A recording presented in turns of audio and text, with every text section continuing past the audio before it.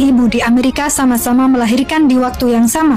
Yang satu melahirkan anak laki-laki dan yang lain melahirkan anak perempuan.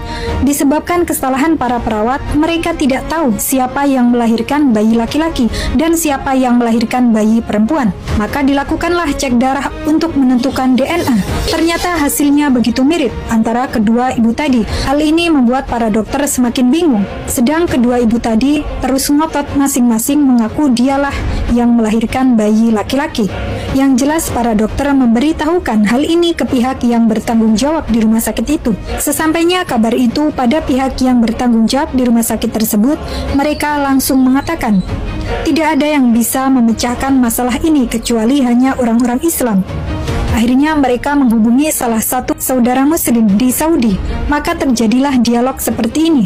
Orang Amerika, bukankah Anda mengatakan bahwa setiap masalah pasti ada jalan keluarnya di dalam Al-Quran? Maka dikisahkan kepada muslim tersebut tentang apa yang terjadi. Kemudian muslim tadi berkata, jalan keluarnya sangat mudah. Muslim mengatakan, jalan keluarnya mudah. Ambillah beberapa tetes air susu dari masing-masing ibu tersebut. Maka susu yang paling banyak mengandung nutrisi, itulah ibu yang melahirkan bayi laki-laki. Sedang susu yang mengandung lebih sedikit nutrisi, maka dialah ibu yang melahirkan bayi perempuan.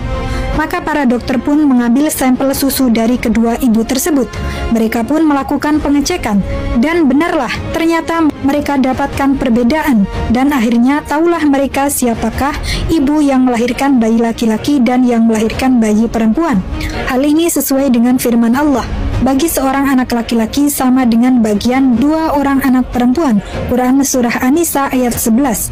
Peristiwa ini juga memastikan bahwa sejak dalam kandungan laki-laki dan perempuan itu berbeda dalam substansi nutrisinya. Karena jumlahnya di dalam air susu ibu, jumlahnya 1:2. Inilah bukti kebenaran Al-Quran. Selama ini pengertian dan pengetahuan kita hanya soal warisan, ternyata lebih daripada sekedar warisan.